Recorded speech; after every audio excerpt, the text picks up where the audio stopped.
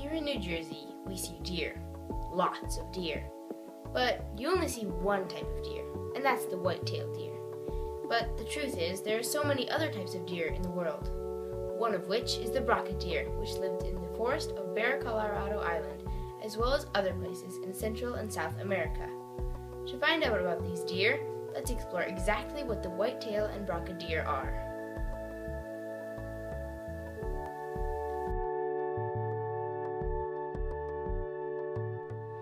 The white-tailed deer is the smallest member of the North American deer family.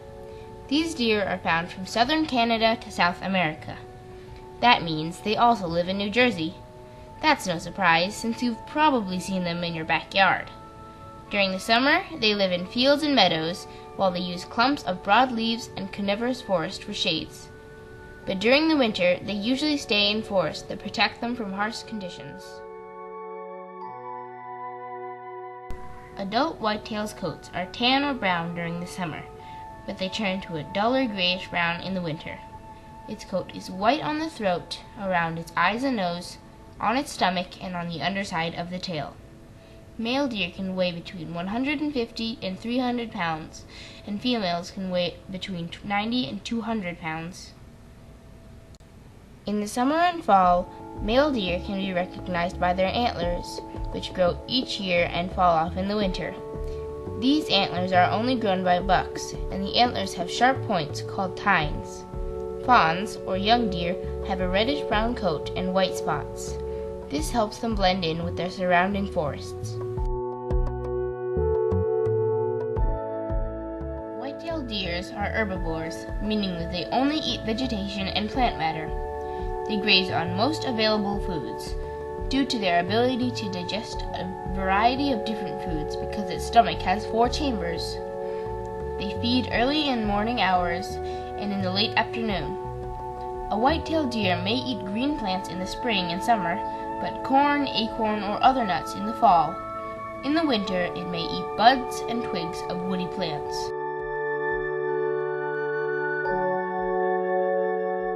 White-tailed deer live in fields, brush, and wooded areas, which ideally include a mixture of trees, shrubs, vines, forbs, grasses, and other plants, such as fungi and sedges.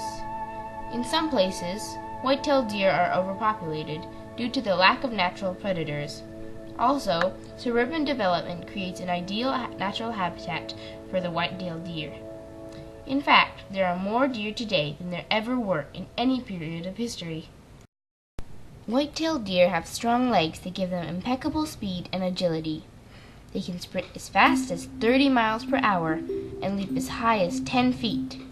When a white-tailed deer is alarmed, it will raise its tail, revealing the white fur that gives the deer its name. When a mother deer is alarmed and runs, raising her tail helps her fawns follow her.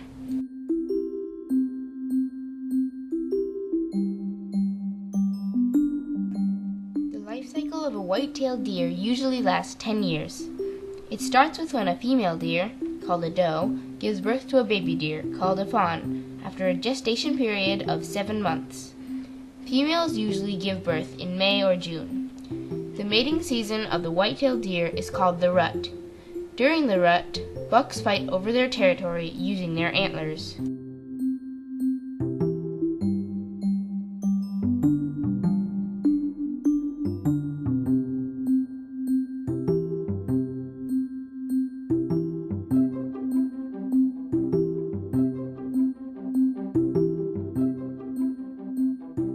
Brocket deer, a completely different species in a completely different part of our planet.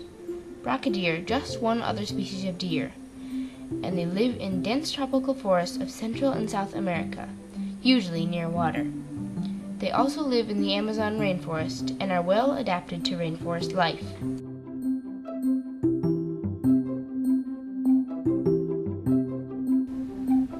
Brocket deer have reddish-brown coats and small rounded bodies with slender legs. They have large brown eyes and mobile pink ears. They range from 2.3 to 4.5 feet, or 70 to 140 centimeters in length. Their weight ranges from 17 to 66 pounds, or 8 to 30 kilograms. When Brocket deer have antlers, they are short and fall off very infrequently. Brocket deer feed on vegetation like leaves, fruits, grass, shoots, and buds. They're herbivores, so they eat these plants found in their territories. Brocket deer chew their cud, which is a portion of food that returns from the deer's stomach to their mouth to be chewed for the second time.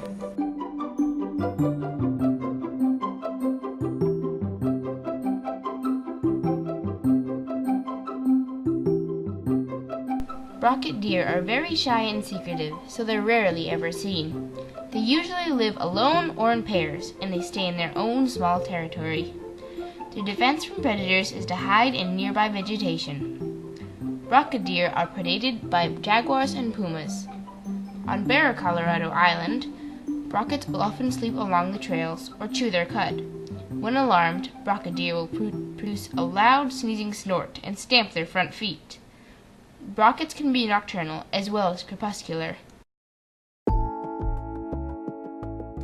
Brocket deers usually live to be 7 to 12 years old.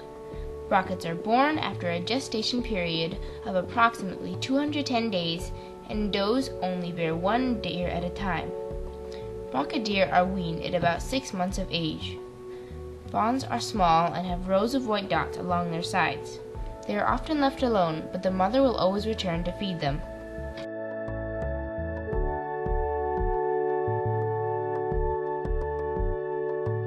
So, how are brocket deer and white-tailed deer different? Well, first of all, think about size. A brocket deer is only 2/3 of the size of a whitetail. How about shape? Brockets have rounded backs and proportionately large rumps. A whitetail, on the other hand, has a flat spine. And then there's the antlers. Do you remember what I said about whitetail's antlers and brocket's antlers?